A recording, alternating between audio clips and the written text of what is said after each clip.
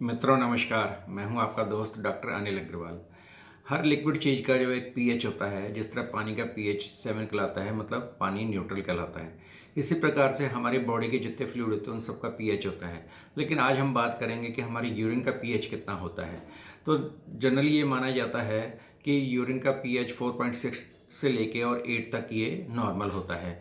मतलब अगर ये एसिडिक है तब भी नॉर्मल है, और अगर ये अल्कलाइन लेवल पे जा रहा है तब भी ये नॉर्मल है, बशर्ते कि उसके अंदर किसी प्रकार का और कोई इन्फेक्शन नहीं आना चाहिए। जो कि अलग अलग हम जो यूरिन इंजेक्ट करते हैं तो उसके अंदर बहुत सारी चीज़ें पता लगती हैं। लेकिन एसिड कैसे होता है और एल्कलीन कैसे बनता है, इसका भी कुछ चीज़ें होती हैं जो मैं बताता हूँ। जिस तरह से हमारे खाने के अंदर अगर हम जब ग्रेन्स ज़्यादा खाते हैं और मीठी चीज़ें ज़्यादा खाते हैं, प्रोटीन ज़्यादा खाते हैं, तो हमारा यूरिन एसिडिक हो जाता है। और वेजिटेबल खाने से, नट्स खाने से, फ्रूट्स खाने से ये एल्कलाइन की तरफ जाता है।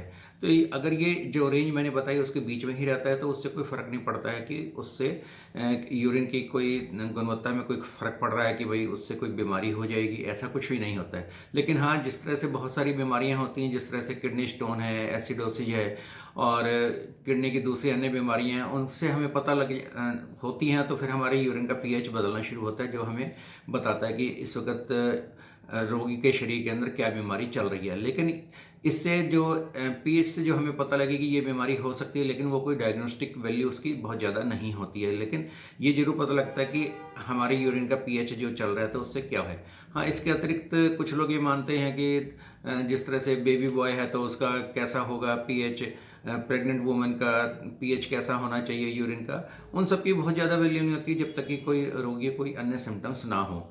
लेकिन कुछ लोग ये भी मानते हैं कि यूरिन टेस्ट करके हम ये बता सकते हैं कि प्रेग्नेंट लेडी का जो बेबी होने वाला है वो बॉय होगा या गर्ल होगा, जबकि ऐसा कोई कहीं पे कोई प्रूफ नहीं मिलता है कि इसके एसिडिक होने से मेल बेबी होगा और एल्कलाइन होने से फीमेल बेबी होगा, जबकि ऐसा बहुत से लोगों का मानना है। लेकिन कोई इसका कोई प्रूफ नहीं है, क्योंकि अगर आप कभी भी कोई एक्सपेरिमेंट भी इस तरह का करके देखेंगे तब भी आपको कोई खास ज़्यादा चीज़ें इससे पता नहीं लगेंगी। तो इस तरह के मिथ्या वहम के अंदर नहीं जाना चाहिए कि प्रेग्नेंट लेडी का यूरिन टेस्ट करके और उसका पीएच पता करके हम जो है पता लगा लेंगे कि बेबी मेल है या फीमेल है। तो इस तरह की बहुत सी धारणाएं यूरिन के बारे में चलती रहती हैं। बहुत से लोग यूरिन से रिलेटेड बहुत सारे एक्सपेरिमेंट करते रहते हैं, लेकिन अभी तक इस तरह की कोई भी चीज़ जो है बहुत अच्छी हमारे सामने अभी तक नहीं आई है। लेकिन हाँ, ये जैसे मैंने बताया, खाली पीएच देख के भी हमें पता लग जाता है कि यूरिन के अंदर इन्फेक्शन है या नहीं है, कोई किडनी स्टोन है क्या, या यूरिक एसिड हमारा बढ़ा हुआ है। तो अनेक बीमारियां हम इससे पता लगा सकते हैं कि पीएच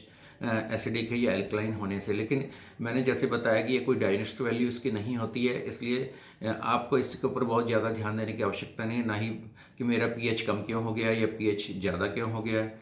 तो इसके ऊपर बहुत ज़्यादा अपने आप को स्ट्रेस करने की जरूरत नहीं है। सिर्फ अपने डॉक्टर से पूछ लें जी मेरे पीएच ऐसा आ रहा है तो इसका क्या कारण है, और लेकिन कोई इसकी बहुत ज़्यादा सिग्निफिकेंट वैल्यू नहीं रहती है। धन्यवाद दोस्तों।